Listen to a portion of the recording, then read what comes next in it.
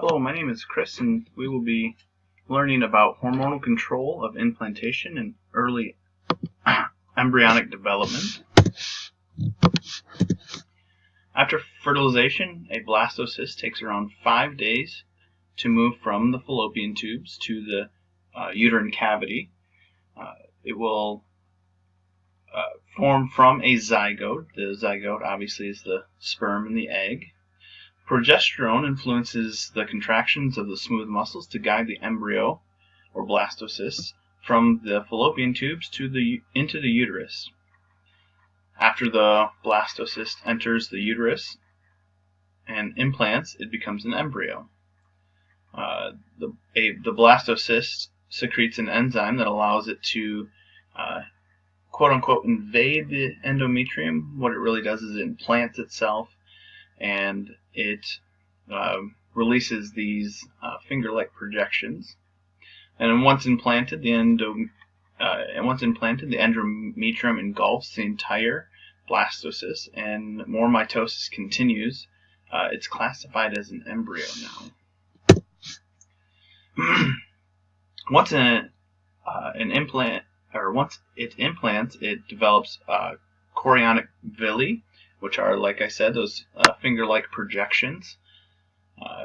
These allow the embryo to tap into the mother's blood supply. So this is where the gas exchange will happen. This will be where some of the antibodies, through facilitated diffusion, will enter the baby's bloodstream.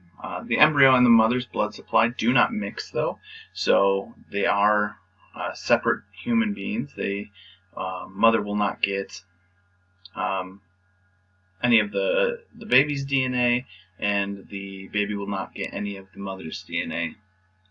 However, if the mother is Rh negative and the baby is Rh positive, the mother will actually develop antibodies and try to kill the invader as it sees it to be, but they do have RhoGAM for this, so you can have an Rh negative mother with an Rh positive baby. Nutrients pass from the mother to the embryo via simple diffusion via the villi. Like I said, these are going to be your ions, some proteins, not any blood is going to be passed. And then antibodies are allowed to pass from mother to embryo the same way nutrients and gases. Like I said, they are more specialized. They have to be facilitated rather than simple diffusion. There are specialized cells that form embryonic membranes to ensure fetal success. The amnion, which will be the amniotic fluid, it'll develop amniotic fluid. The allantois, which will become the allantois, which is it'll develop into the umbilical cord, the communication line between the mother, or the placenta, and the baby. And then the yolk sac is kind of like you would see in the like a chicken egg. It becomes yolk. We don't use the yolk sac as much as the chicken or the turkey. They use the yolk sac much more throughout the development. We only use it for a short period of time, and it will degenerate, so you won't even see the yolk sac when birth occurs. And this is a picture representation of what you can see on the right. Is you can see the chorionic villi, which are the finger-like projections during implantation where the gas is exchanged. The maternal blood bathes the chorionic villi, so it almost implants itself into the walls of the blood vessels. And then on the left you see a representation of the yolk sac. Like I said, super small. The chorion and the amnion. The chorion is the outer shell where it'll project those finger-like projections, and then you see in this one that the umbilical cord has already developed.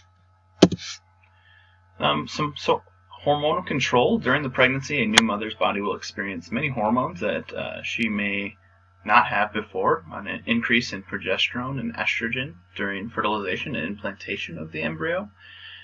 Some new ones will be the human chorionic gonadotropin, or HCG, and then there's the human chorionic somatomamotropin, which is HCS.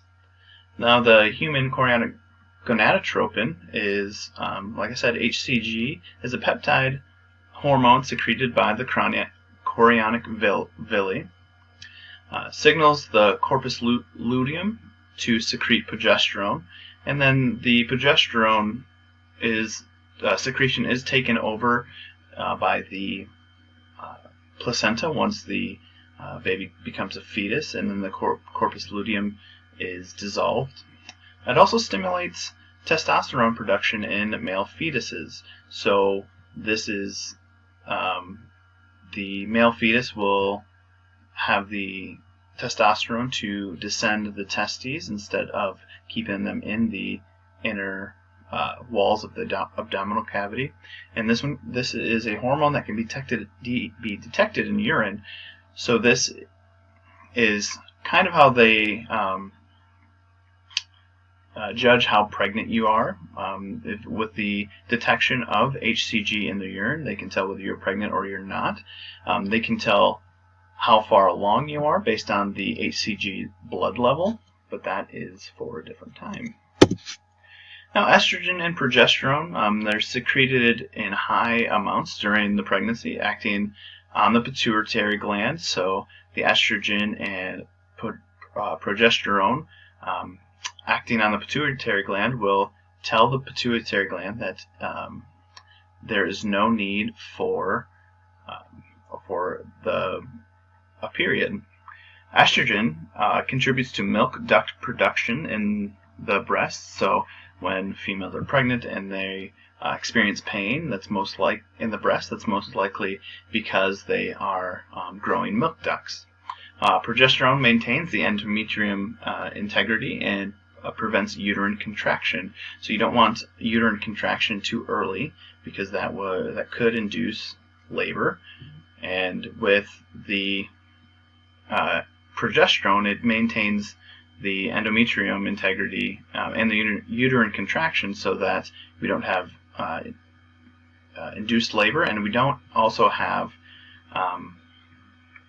Braxton Hicks. Those are more towards the end of the pregnancy. That's when oxytocin is released, so that is the body trying to prepare itself for labor.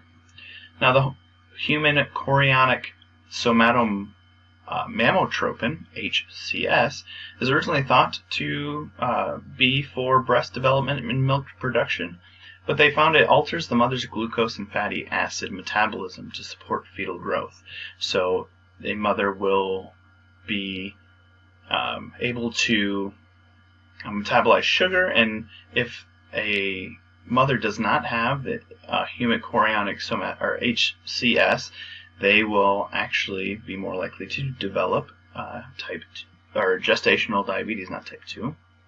And then other hormones secreted by the placenta with unclear functions are inhibin and prorenin. They don't know what exactly these do, as far as the book has told us. So just a little bit of review. How long does the fertilized egg take to move from the fallopian tubes to the uterine cavity? 3 days, 10 days, 5 days, 7 days, and 14 days, so 2 weeks. The answer is C. The 5 days is about how long it takes, anywhere from 4 to 5 days. So 3 days is still a little too early. 5 days is just right.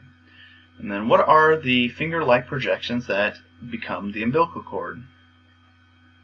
Are they the yolk sac, the chorionic villi, the cilia, or are they blastocysts?